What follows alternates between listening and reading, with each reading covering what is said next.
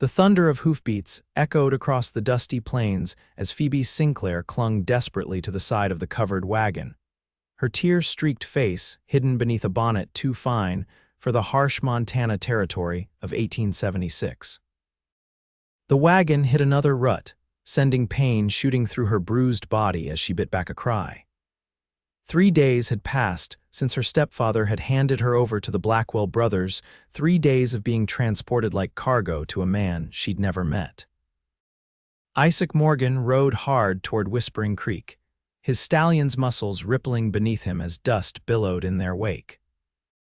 At 32, he'd spent more years on horseback than off, the last decade building his ranch into something that might finally earn him respect in a territory where a man was measured by the land he owned and the stock he raised.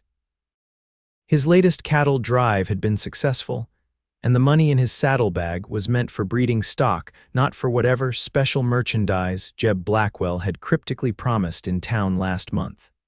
The trading post came into view as the afternoon sun cast long shadows across the settlement.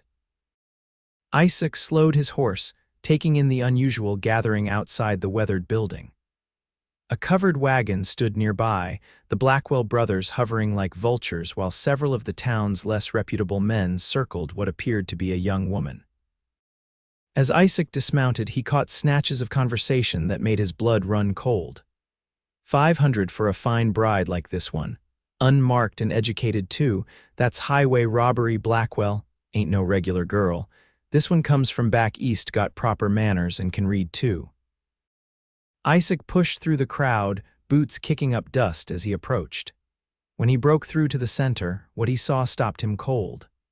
A young woman stood with her wrists bound, head bowed but shoulders squared with unmistakable defiance despite her obvious fear. Her dress, though travel-worn and dusty, was of finer quality than anything seen in these parts. "What in God's name is happening here?" Isaac demanded, his hand instinctively moving to the revolver at his hip. Jeb Blackwell's smile revealed tobacco-stained teeth as he clapped Isaac on the shoulder. "Morgan, perfect timing. Come to collect on our arrangement, have you? This here's the special merchandise I mentioned. You're selling a woman." Isaac's voice dropped dangerously low. "Bride auction. Legal enough in these parts when there's papers." Jeb waved a document. "Her stepfather signed her over fair and square to cover his gambling debts. $500, and she's yours, a bargain for a gentleman rancher like yourself." Isaac's gaze met the woman's for the first time. Though fear clouded her blue eyes, there burned something fierce in their depths that spoke of an unbroken spirit. He took a step closer, ignoring Blackwell's continued sales pitch.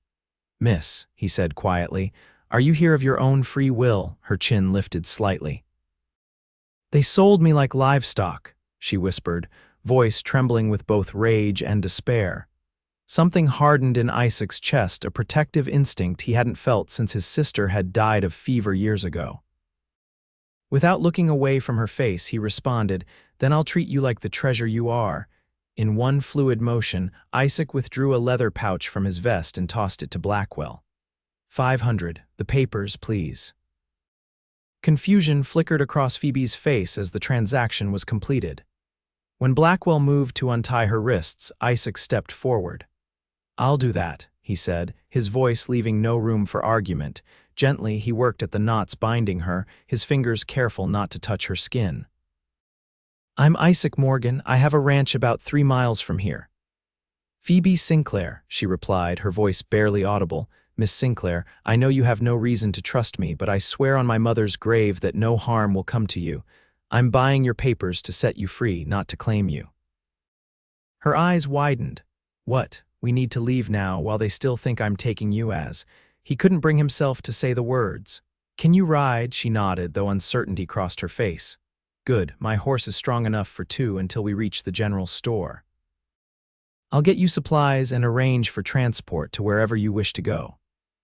As Isaac helped Phoebe onto his horse and mounted behind her, keeping a respectful distance despite the proximity their shared saddle required, whispers rippled through the crowd. Blackwell called after them, "She's a spirited one, Morgan, might need breaking in." Isaac felt Phoebe stiffen against him and leaned forward slightly. Pay them no mind, Miss Sinclair. You're under my protection now, but I make no claims on you. They rode in silence until the trading post disappeared behind them. Only then did Phoebe speak, her voice stronger than before. Why would you help me? That was your money, your livelihood. Isaac guided the horse toward the main street of Whispering Creek.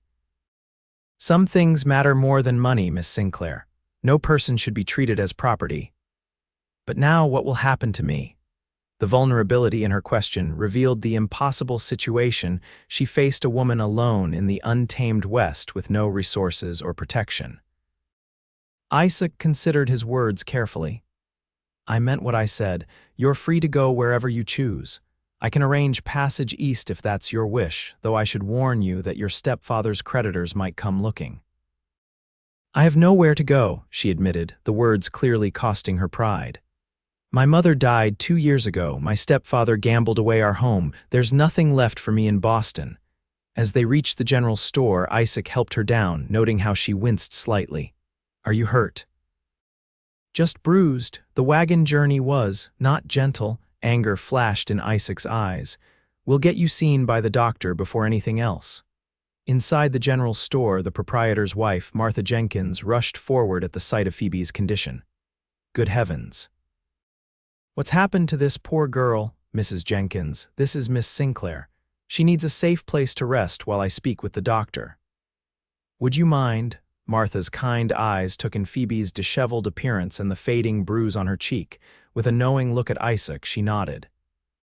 Come with me, dear. I've got a room in the back where you can freshen up. As Martha led Phoebe away, Isaac turned to Mr. Jenkins. Those Blackwell brothers are running a bride auction over at the trading post, selling women like cattle. Jenkins shook his head disgustedly. Not the first time. Sheriff won't do nothing about it, says there ain't no law against it if there's papers. There should be, Isaac growled. I need supplies for Miss Sinclair, clothing, toiletries, whatever a lady might need. He paused. And I need to send a telegram to my sister-in-law in Denver. Miss Sinclair needs somewhere to go, and Abigail's boarding house might be the safest option. Telegram office closes in 20 minutes, Jenkins warned. Isaac nodded his thanks and strode toward the doctor's office, his mind racing. He hadn't planned on playing rescuer today, but he couldn't regret the decision. What troubled him was the strange protective feeling that had surged through him when he'd seen her standing there bound but unbroken. It went beyond basic decency, and that wasn't something he could afford right now. After arranging for the doctor to see Phoebe, Isaac hurried to send his telegram. By the time he returned to the general store, Phoebe had emerged from the back room looking marginally better. Martha had found her a simple cotton dress and helped her clean up. Even in the plain garment, with her chestnut hair pulled back in a simple braid, she carried herself with a dignity that spoke of her upbringing. The doctor says you're bruised, but nothing's broken, Isaac said. That's fortunate. Yes, she met his eyes directly. Mr. Morgan, I need to understand what happens now. The papers you bought, they give you certain rights, according to the law here. Isaac removed his hat, turning it in his hands. Those papers mean nothing to me, Miss Sinclair, except that they keep you safe from Blackwell and his ilk. I sent a telegram to my brother's widow in Denver. She runs a respectable boarding house for young ladies and could offer you employment and lodging until you decide what you want for your future. Relief flooded her face, followed quickly by wariness. And what do you want in return? Nothing, Isaac said firmly. But there's a problem. The stagecoach doesn't come through for another week. Until then, I'm afraid the only safe place for you is my ranch. Phoebe paled slightly. Alone with you. I don't mean to sound ungrateful, but not alone, Isaac assured her quickly. My foreman's wife, Clara, lives on the property with their children. You'd stay in their home, not mine. I wouldn't dream of compromising your reputation or safety. Martha Jenkins interjected. Isaac Morgan is the most honorable man in the territory, Miss Sinclair. If he says you'll be safe, you can trust his word. Phoebe seemed to weigh her extremely limited options. Very well, Mr. Morgan, I accept your help until the stagecoach arrives, but I insist on working for my keep. Isaac started to object, but recognized the pride in her stance. Clara could use help with the children and household if you're willing. Now, we should leave soon to reach the ranch before dark. An hour later, they were on the road to the Morgan Ranch, Phoebe riding a gentle mare Isaac had purchased from the livery stable. The supplies Jenkins had gathered were secured to a packhorse, including several modest dresses, a nightgown, and personal items Martha had insisted upon. As they crested a hill, the vast expanse of the Morgan Ranch came into view, rolling grasslands dotted with cattle, a large barn, and a two-story ranch house built of timber and stone. In the distance, several cowboys moved among the herd. "It's beautiful," Phoebe said softly. "How long have you had this land?" 10 years, Isaac replied, pride evident in his voice. "Started with nothing but 50 acres and 20 head of cattle. Now it's 2,000 acres and growing. You built this all yourself, me and my brother Daniel, until he passed 4 years ago, influenza." He pointed to a smaller house near the main one. "That's where Clara and the children live." As they approached, a boy of about 8 came running from the barn. "Uncle Isaac, you're back, Nathaniel." Isaac greeted him warmly, dismounting to ruffle the boy's hair. "Where's your mother?" "In the house with Emma." "Who's that lady?" Nathaniel asked, staring openly at Phoebe. "This is Miss Sinclair. She'll be staying with you and your mother for a little while." Isaac helped Phoebe down from her horse. "Miss Sinclair, this is my nephew, Nathaniel." Clara emerged from the house, wiping her hands on her apron, a 3-year-old girl clinging to her skirts. She was a practical-looking woman with kind eyes that quickly assessed the situation. "Welcome home, Isaac, and welcome to you, Miss Sinclair." Isaac briefly explained Phoebe's situation, watching as Clara's expression shifted from surprise to understanding to motherly concern. "You poor dear," Clara said, taking Phoebe's hands. "You must be exhausted. Come inside and rest. We can talk more over dinner." "I don't want to impose," Phoebe began. "Nonsense. We have plenty of room, and it'll be nice having another woman around. Too many men on this ranch as it is." Clara shot Isaac a meaningful look that he couldn't quite decipher. "Isaac, have one of the boys bring Miss Sinclair's things to the guest room." As Clara led Phoebe toward the house, Isaac called after them, "I'll be in at sundown for dinner, if that's all right." Clara waved acknowledgement, and Isaac was left standing with Nathaniel, watching Phoebe disappear into the house. "Is she going to be your wife, Uncle Isaac?" Nathaniel asked innocently. "No," Isaac said firmly, perhaps too quickly. "Miss Sinclair is just staying with us until she can travel to Denver. Now, help me with these horses." Over the next few days, Phoebe settled into life at the Morgan Ranch. True to her word, she insisted on helping Clara with household tasks and caring for the children, who quickly grew attached to her. Isaac kept his distance, spending long days with the cattle and returning only for meals, during which he was unfailingly polite but reserved. On the 4th evening, Isaac returned earlier than usual to find Phoebe sitting on the porch of Clara's house, reading a story to Emma while Nathaniel practiced his roping skills nearby. The sight stopped him in his tracks, her auburn hair catching the golden light of sunset, her voice animated as she gave each character in the story a different tone. Emma was curled against her side, eyes wide with wonder. When Phoebe looked up and saw him watching, a soft blush colored her cheeks. "Good evening, Mr. Morgan." "Miss Sinclair," he nodded, removing his hat. "You have a gift with children." "I was a teacher's assistant in Boston," she explained, closing the book. "Before everything changed." Emma tugged at Phoebe's sleeve. "More story, Miss Phoebe, tomorrow, sweetheart." "It's almost dinner time." She stood, smoothing her skirts. "Clara's making stew tonight. She asked me to tell you it'll be ready soon." Isaac nodded, grateful for the mundane conversation that distracted from his awareness of how lovely she looked in the evening light. "I'll just get cleaned up then." At dinner, the conversation flowed more easily than on previous nights. Clara shared stories about the early days of the ranch, and even Isaac contributed memories of his brother that made everyone laugh. When Phoebe asked thoughtful questions about the cattle operation, Isaac found himself explaining the complexities of breeding stock and market prices. "You seem to know a great deal about business for a schoolteacher," he observed. "My father was a merchant before he died," she explained. He believed daughters should understand finances as well as sons. A shadow crossed her face. If I'd remembered those lessons better, perhaps I would have noticed what my stepfather was doing with our money before it was too late. That's not your fault, Isaac said firmly. Men like that are skilled at deception. After the children were put to bed, Clara excused herself with a poorly disguised yawn, leaving Isaac and Phoebe alone at the kitchen table. An awkward silence settled between them until Phoebe spoke. "Mr. Morgan, I never properly thanked you for what you did at the trading post." "There's no need, there is," she interrupted gently. "You spent your hard-earned money to help a stranger. You've given me shelter and asked nothing in return. In a world where I've learned to expect the worst from people, you've shown me true kindness." Isaac shifted uncomfortably under her gratitude. Anyone would have done the same. "But they didn't," she said softly. "You did."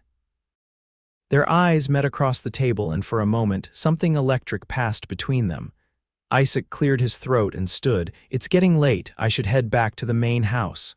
"Of course." Phoebe rose as well. "Good night, Mr. Morgan. Good night, Miss Sinclair." As Isaac walked back to his house under the vast canopy of stars, he tried to ignore the way his heart had quickened at her smile. Attachment was dangerous for both of them. In just a few days, she would be gone, headed for a new life in Denver. That was for the best. He had a ranch to run, responsibilities to his hands and his family.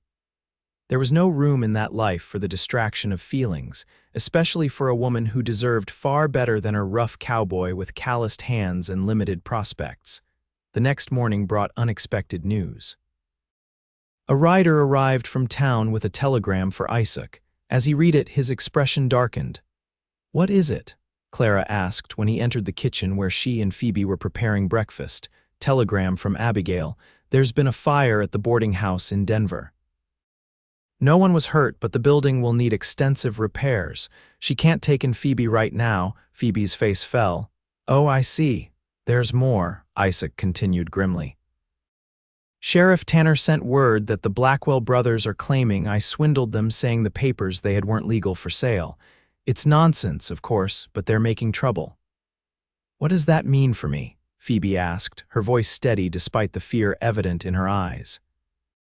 "It means leaving on the stagecoach might be dangerous. They could be watching, and without Abigail's boarding house as a destination." Isaac ran a hand through his hair. "I could find work here in town," Phoebe suggested. "Perhaps the school needs a teacher." "The Blackwells have friends in Whispering Creek," Clara interjected. "It wouldn't be safe." Isaac paced the small kitchen. "You should stay here until we figure something out. The ranch is remote enough that the Blackwells wouldn't dare come snooping." "I can't impose indefinitely," Phoebe protested. "You've done too much already." "It's not an imposition," Clara said firmly. "The children adore you, and frankly, I've never managed the household so efficiently as since you arrived." "Clara's right," Isaac agreed. "Stay, at least until we can arrange safe passage somewhere else." Though clearly uncomfortable with the arrangement, Phoebe nodded. "Thank you, I'll continue to earn my keep." As the days turned into weeks, Phoebe became an integral part of ranch life. She took over teaching the children their lessons, freeing Clara to focus on other tasks. She learned to make soap and candles, to preserve vegetables from the garden, and even to bake bread in the temperamental wood stove. In the evenings, she often read aloud while Clara sewed, and the children played quietly. Isaac found himself returning to the house earlier each day, drawn by the warm light in the windows and the sound of Phoebe's voice reading stories. Slowly, the reserve between them melted, giving way to a comfortable friendship. He taught her to ride properly, suppressing a smile at her determination to master the skill despite several ungraceful falls. She, in turn, helped him write more eloquent letters to his cattle buyers, improving his business correspondences immensely.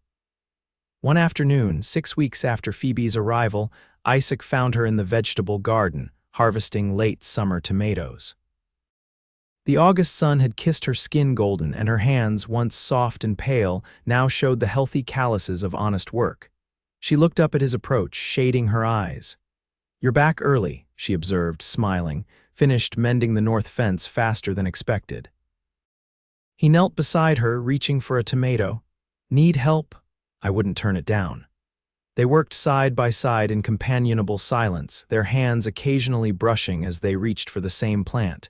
Each contact sent a jolt through Isaac that he tried desperately to ignore. I received a letter today, Phoebe said suddenly. From my mother's cousin in San Francisco. I wrote to her weeks ago explaining my situation. Isaac's hands stilled on a tomato vine. What did she say? She's invited me to stay with her family. Her husband owns a shipping company and they have connections that could help me find a teaching position. Phoebe kept her eyes on the vegetables, not meeting his gaze. She sent money for the stagecoach fare. I see. Isaac focused on picking tomatoes, ignoring the hollow feeling in his chest. When would you leave? The stage comes through next Tuesday. 5 days, and she would be gone. It was what they had planned all along, what should have happened weeks ago. It was for the best. So why did it feel like he was losing something precious? I'm glad you have family willing to help, he said finally. San Francisco is a fine city with many opportunities. Yes, Phoebe placed a tomato in her basket with unnecessary care. It seems like the sensible choice. It is. That evening at dinner, Phoebe announced her plans to Clara and the children. Nathaniel immediately protested while Emma burst into tears. Clara hushed them both, though her own disappointment was evident. We always knew Miss Phoebe would move on eventually, she reminded them, though her voice held a note of reproach that seemed directed at Isaac rather than the children. Later, after the children were in bed, Clara cornered Isaac on the porch. Are you really going to let her go? It's not my decision to make, he replied stiffly. She has family in San Francisco, prospects for a proper life. And what about the life she could have here? What kind of life would that be, Clara? The territory's still wild. The winters are harsh. The Blackwells and their kind are still a threat. He shook his head. She deserves better than what I can offer. Shouldn't that be for her to decide? Clara challenged. Have you even told her how you feel? I don't. Isaac began to deny it, but Clara's knowing look stopped him. It doesn't matter how I feel. She's leaving. Only because she thinks she has to, Clara sighed. Isaac Morgan, for a smart man, you can be remarkably dense sometimes. That woman has been waiting for you to give her a reason to stay. Isaac stared out at the darkened landscape, letting Clara's words sink in. Could it be true? Had he been so focused on doing the honorable thing that he'd missed what was right in front of him? The next day brought a flurry of activity as a storm front approached from the west. The ranch hands worked frantically to secure the herds and buildings before the weather hit. Isaac was so busy that he barely saw Phoebe, who was helping Clara prepare for possible days indoors by baking extra bread and filling water barrels. By nightfall, the wind howled around the buildings, driving sheets of rain against the windows. Isaac sat in his dark house, listening to the storm and thinking of Phoebe just yards away in Clara's home. Clara's words echoed in his mind. She's been waiting for you to give her a reason to stay. A sudden crack of thunder decided him. Pulling on his coat, Isaac braved the downpour to dash across to Clara's house. He knocked, water streaming from his hat brim. Phoebe opened the door, surprise registering on her face. Mr. Morgan, you're soaked. I need to speak with you, he said over the wind's howl. It's important. She hesitated, then stepped back to let him in. Clara and the children are asleep. Isaac removed his dripping hat and coat, hanging them by the door. The kitchen was warm, lit by a single lantern that cast a golden glow over the room. Phoebe wore a simple nightdress with a shawl wrapped around her shoulders, her hair in a long braid down her back. She looked younger, more vulnerable than during the day. What's so urgent it couldn't wait until morning? She asked, gesturing for him to sit at the table. Instead of sitting, Isaac paced the small space. I've been thinking about your plans to leave. Yes, her voice was carefully neutral. I don't want you to go, he said bluntly. Phoebe's eyes widened. You don't? No. He stopped pacing to look directly at her. When I found you at that trading post, I had no intention of letting anyone into my life. I had the ranch, my family, it was enough, but these past weeks with you here. He struggled to find the right words. Everything's different now, better. Isaac, please let me finish. He took a deep breath. I know you have prospects in San Francisco. I know a ranch in Montana territory probably isn't what you dreamed of when you imagined your life, but I care for you, Phoebe, deeply. And if there's any chance you might feel something for me too, I'm asking you to consider staying." Phoebe's expression softened, her eyes bright in the lamplight. "I wrote to my cousin the day after I arrived here." "What? 6 weeks ago? I wrote to her the day after you rescued me." A small smile played at her lips. "I received her response weeks ago, not today." Understanding dawned slowly. "You've been waiting for you to give me a reason to tear up that stagecoach ticket." She took a step toward him. "Every day I stayed here, I fell a little more in love with this land, with Clara and the children." Her voice dropped to a whisper. "With you."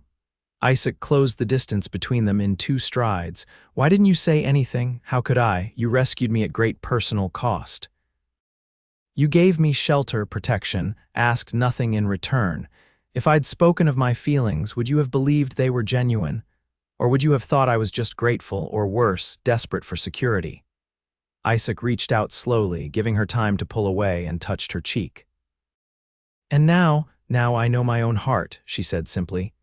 "I love you, Isaac Morgan, not because you saved me, but because of who you are: honorable, kind, stubborn." Her smile widened. "Terrible at expressing your feelings." A laugh escaped him as he drew her closer.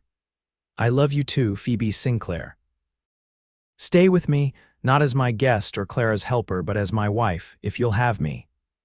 Instead of answering, Phoebe rose on her tiptoes and pressed her lips to his.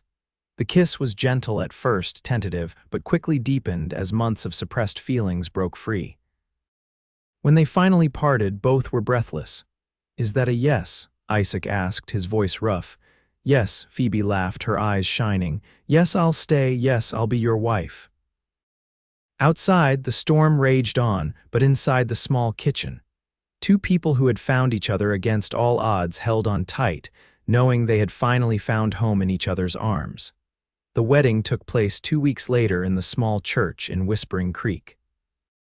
News of Isaac Morgan marrying the Eastern lady spread quickly through the territory, drawing curious onlookers from neighboring ranches and settlements. The Blackwell brothers, having heard that the sheriff from the next county was attending, wisely stayed away. Phoebe wore a simple white dress that Clara had helped her make, with wildflowers in her hair instead of a veil. Isaac, in his best suit, looked both terrified and elated as she walked down the aisle toward him. Nathaniel served as ring-bearer, puffed with importance, while Emma scattered flower petals with more enthusiasm than precision. "Dearly beloved," the traveling preacher began, his voice filling the small church, "we are gathered here today to join this man and this woman in holy matrimony." As they exchanged vows, Phoebe's clear voice contrasting with Isaac's deeper tones, not an eye remained dry in the congregation. When the preacher pronounced them husband and wife, Isaac's kiss was so tender that several of the hardened ranch wives dabbed openly at their eyes. The celebration afterwards spilled from the church into the town square, with tables of food prepared by every woman in the community. Fiddles and harmonicas provided music for dancing, and even Sheriff Tanner made an appearance, clapping Isaac on the back with genuine goodwill. "Never thought I'd see the day," the sheriff commented. "Isaac Morgan married, and to such a fine lady." He tipped his hat to Phoebe. "Madam, you've accomplished what half the eligible women in the territory couldn't tame the most determined bachelor in Montana." Phoebe smiled, her hand resting comfortably in the crook of Isaac's arm. "I wouldn't say tamed, Sheriff, just partnered with." As evening fell and lanterns were lit around the square, Isaac led Phoebe away from the celebration toward a waiting buggy. "Ready to go home, Mrs. Morgan." The name sent a thrill through her. Home, that sounds wonderful. Instead of heading toward the ranch, however, Isaac turned the buggy in an unexpected direction. "I have something to show you first." They rode in companionable silence, the stars emerging above them in a vast canopy. Finally, Isaac stopped the buggy at a ridge overlooking a small valley bathed in moonlight. A foundation of stones marked the beginning of a structure. "What is this?" Phoebe asked, accepting his hand to step down from the buggy. "Our home," Isaac said, leading her toward the foundation. "I've been working on it in secret for weeks. It's not much yet, but by winter it'll be a proper house. Not as big as the main ranch house, but with plenty of room for us and—" He hesitated, suddenly looking uncertain, "for children if you want them." Phoebe's eyes filled with tears as she took in the foundation stones, carefully laid and mortared. "You built this for us, with help from the hands. They were eager to assist once they knew it was a surprise for you." He pointed to different areas.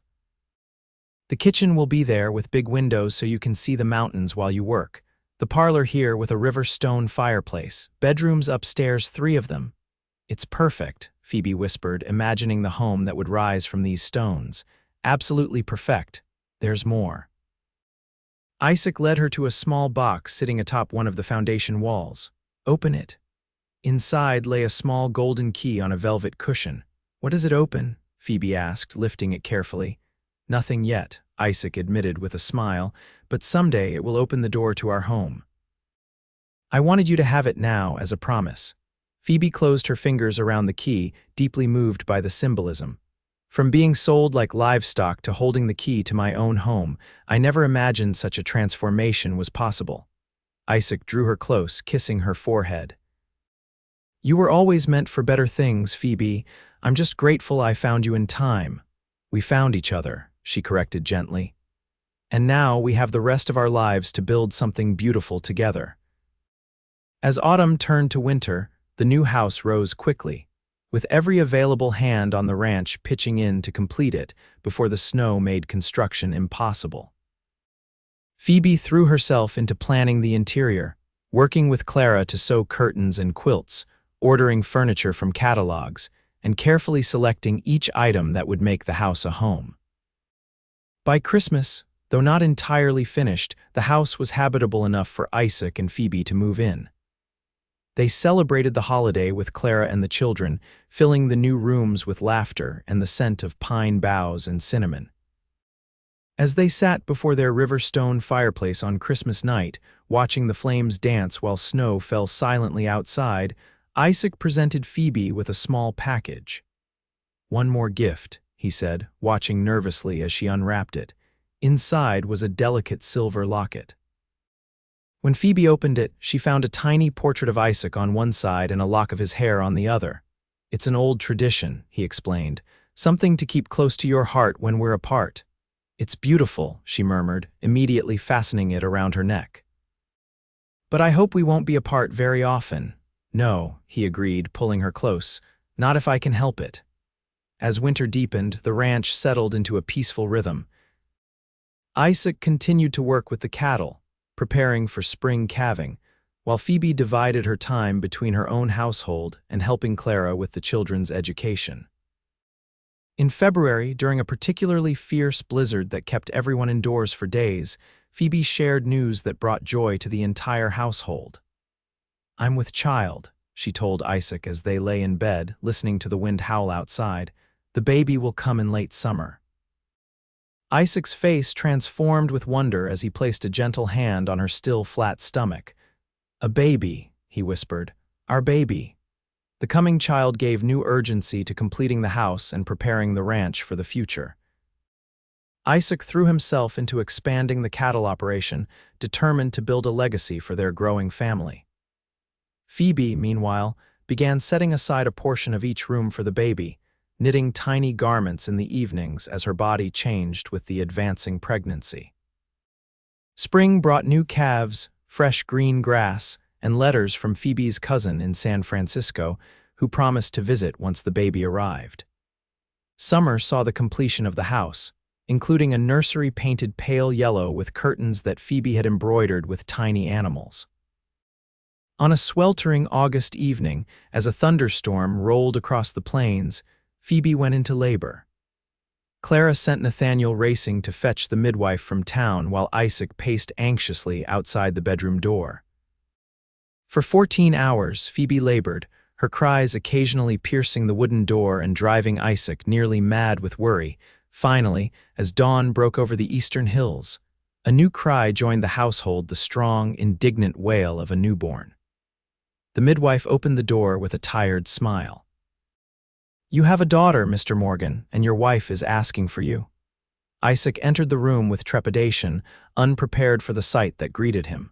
Phoebe, exhausted but radiant, cradled a tiny bundle against her chest. When she looked up at him, her smile was so full of love that his throat constricted with emotion. "Come meet your daughter," she said softly, carefully, as though handling the most fragile glass. Isaac took the swaddled infant into his arms. A shock of dark hair crowned her tiny head, and when she opened her eyes, he saw they were the same deep blue as her mother's. "She's perfect," he whispered, overwhelmed.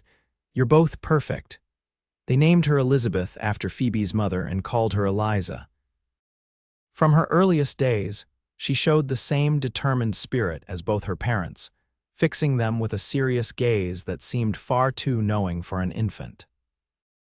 Isaac adored her unreservedly, often carrying her with him around the ranch in a sling Phoebe had fashioned, proudly showing her off to the hands and neighboring ranchers.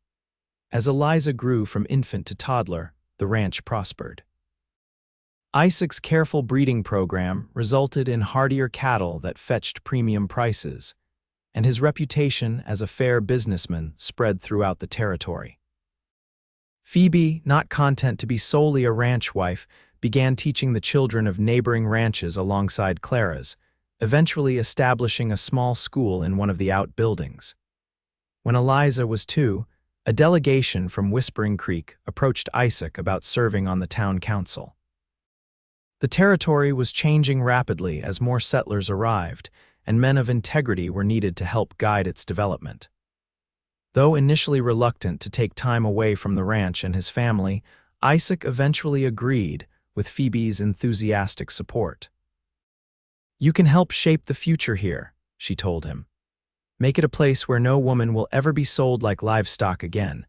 Indeed, one of Isaac's first proposals as councilman was an ordinance explicitly outlawing bride auctions and other forms of human trafficking. Though some old-timers grumbled, the measure passed, driven in part by the respect Isaac had earned and in part by the changing times. The Blackwell brothers, finding their particular business model no longer welcome, eventually left the territory for points unknown. On their 5th wedding anniversary, Isaac surprised Phoebe with a trip to Denver to visit his sister-in-law Abigail, whose boarding house had been rebuilt and was thriving. They left Eliza in Clara's capable care and enjoyed 2 weeks of relative freedom, rediscovering each other away from the responsibilities of the ranch and parenthood.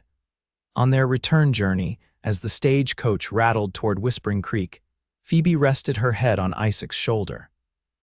"Do you ever think about how differently our lives might have gone if you hadn't come to the trading post that day?" Isaac took her hand, running his thumb over the gold band he'd placed there 5 years ago. "I try not to, the thought of you being sold to someone else." He shook his head, unable to complete the sentence. "I believe we would have found each other somehow," Phoebe said softly. "Some things are simply meant to be." As the stagecoach crested the final hill, the Morgan Ranch came into view, the main house, the bunkhouse, Clara's home, and their own beautiful dwelling nestled against the backdrop of mountains. In the distance, cattle grazed peacefully, tended by mounted cowboys. Smoke rose from their chimney, promising a warm welcome home. "Look," Isaac said, pointing to a tiny figure racing toward the stagecoach road, followed by a taller one. "Eliza and Nathaniel have spotted us." Phoebe squeezed his hand, her heart full. "Home," she whispered, "our home." When the stagecoach finally pulled to a stop, Eliza launched herself at her parents, chattering excitedly about all they had missed. Isaac swung her up onto his shoulders while Phoebe embraced Nathaniel, now a gangling 14-year-old who had appointed himself Eliza's protector in their absence. That night, after Eliza was tucked into bed with stories of Denver and promises of riding lessons tomorrow, Isaac and Phoebe stood on their porch, watching the stars emerge in the vast Montana sky. The air held the first hint of autumn crispness, promising change even as the land prepared for its annual rest. "I have news," Phoebe said, turning in the circle of Isaac's arms to face him. "I wasn't certain until today, but now I am." Isaac studied her face in the fading light, noting the secret smile playing at her lips. "What is it?" "Eliza will have a brother or sister come spring. She took his hand and placed it on her stomach. "Our family is growing again." Joy blazed across Isaac's face as he lifted her in a gentle embrace. "Another baby," he breathed against her hair. "Another miracle." As they stood together on the porch of the home they had built, surrounded by the life they had created from the unlikeliest of beginnings, both felt the profound truth of how far they had come. From a woman sold like livestock to a treasured wife and mother, from a solitary rancher to a husband, father, and community leader, their journey had transformed them both in ways neither could have imagined. "I love you, Phoebe Morgan," Isaac murmured against her lips, "more with each passing day." "And I love you," she replied, her voice carrying all the certainty of a woman who knew her true worth and had found a man who valued her accordingly. "Until the stars burn out."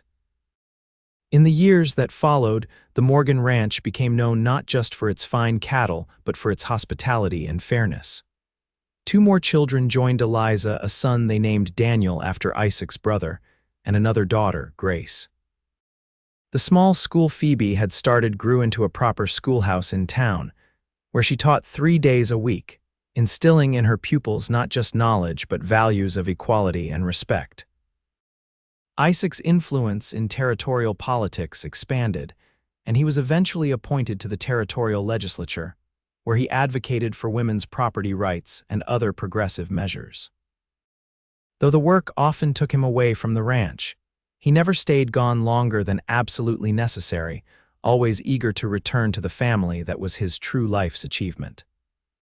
On the 20th anniversary of the day, Isaac had found Phoebe at the trading post, now grown into a proper town called Silver Creek.